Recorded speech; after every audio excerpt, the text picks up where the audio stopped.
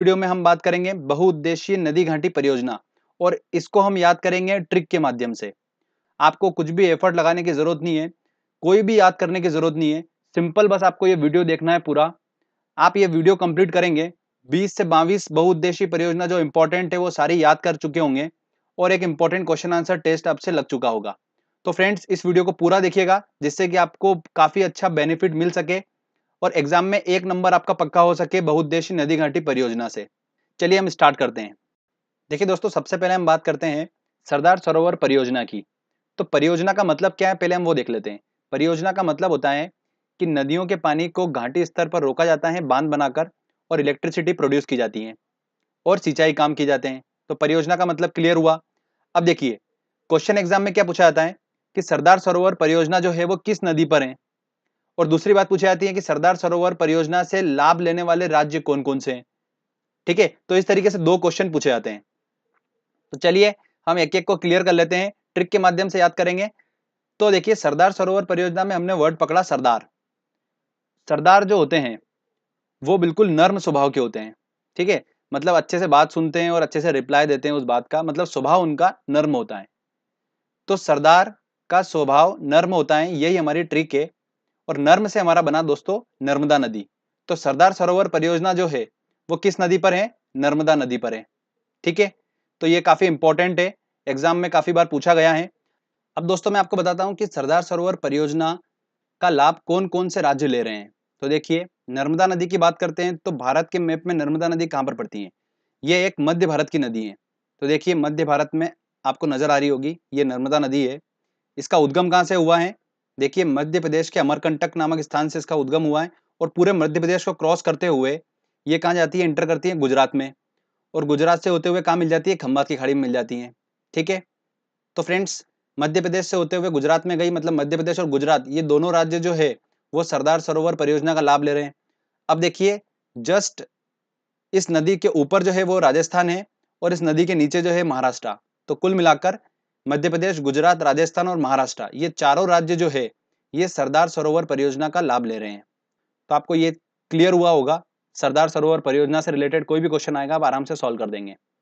Okay friends, चलिए अब दोस्तों हम बात करते हैं मयूराक्षी परियोजना की। तो मयूराक्षी परियोजना जो है वो किस नदी पर चल रही है, और मयूराक्षी परियोजना का लाभ कौन सा राज्य ले रहा है, ये हम क्लियर कर लेते हैं। देखिए, ट्रिक के माध्यम से याद करेंगे। मयूराक्षी में हमने वर्ड पकड़ा मयूर, और मयूर मतलब मोर। अब स्टोरी सुनिएगा। ये मोर क्या करते हैं, जब भी मुरली सुनते हैं, मतलब बांसुरी, जब भी मुरली सुनते हैं ये मोर भारत में जहां जहां पर भी होंगे ये कहां पर चले जाते हैं, देखिए पश्चिम बंगाल में आ जाते हैं सारे के सारे मोर। तो जब भी मुरली सुनेंगे मोर, ये पश्चिम बंगाल में उड़कर आ जाते हैं। क्लियर। तो देखिए इससे क्या निकल कर आया कि मयूराक्षी परियोजना जो है वो कहां पर है, पश्चिम बंगाल में है।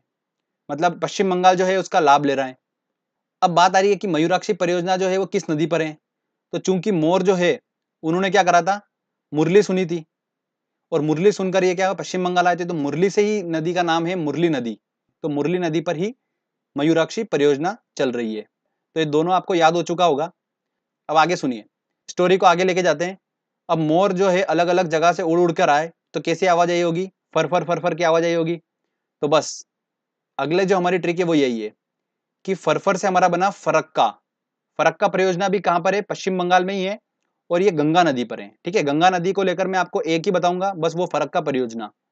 तो आपको कंफ्यूजन भी नहीं होगा। तो मयूर जो है मतलब मोर, ये सारे उड़ के आए पश्चिम बंगाल में, तो फरफर फरफर की आवाज ये होगी, फरफर आवाज से हमारा बना फरक्का परियोजना। ओके, तो ये भी आपको आसानी से याद रह जाएगा। तो फरक्का परियोजना कहां पर है, पश्चिम बंगाल में, किस नदी पर चल रही है, गंगा नदी पर। अगला आता है दोस्तों हमारा महाराष्ट्र।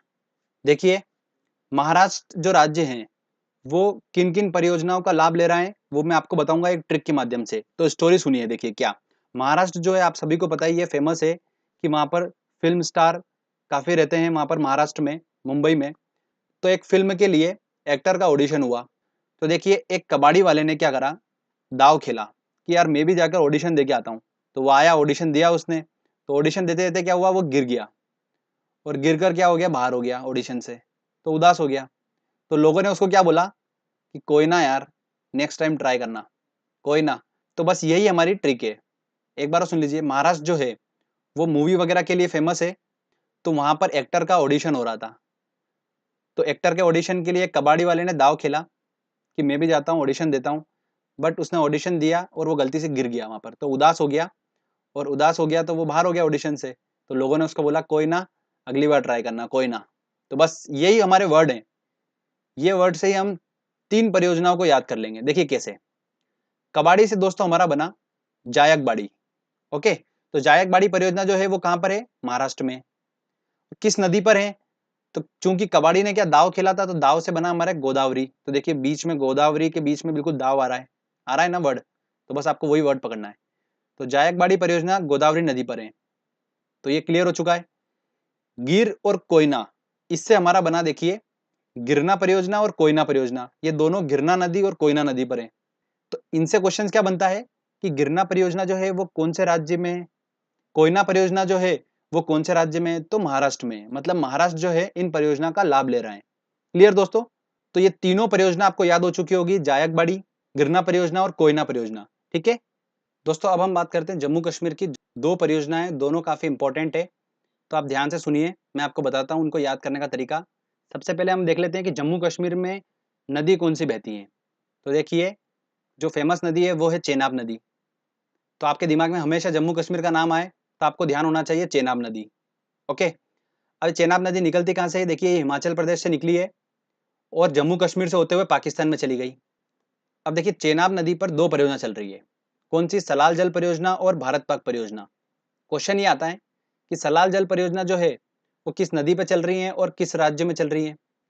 तो देखिए मैं आपको बताता हूँ, हमको पकड़ना है, कश्मीर तक पहुंचना है हमको।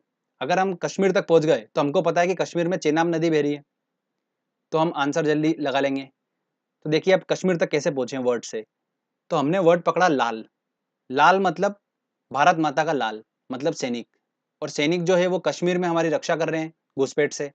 तो इससे हम क्या कर सकते हैं? इंटरलेट कर सकते हैं, इस वर्ड से कश्मीर तक पहुंच सकते हैं लाल से। भारत माता का लाल, और भारत माता का लाल कहां पर है? कश्मीर में है। ठीक है, अगला देखिए अब भारत पाक परियोजना। भारत पाक परियोजना जो है वो कहां पर चल रही है? जम्मू कश्मीर में चल रही है। अब इसका ओरिजिनल नाम देखिए क्या है। ओरिजिनल नाम है इसका बगलीहार परियोजना। और एग्जाम में क्वेश्चन बगलीहार परियोजना से ही पूछते हैं। इसे बोला जरूर जाता है भारत पाक परियोजना, पर क्वेश्चन एग्जाम में ये बनेगा बगलीहार परियोजना जो है वो कौन से राज्य में चल रही है।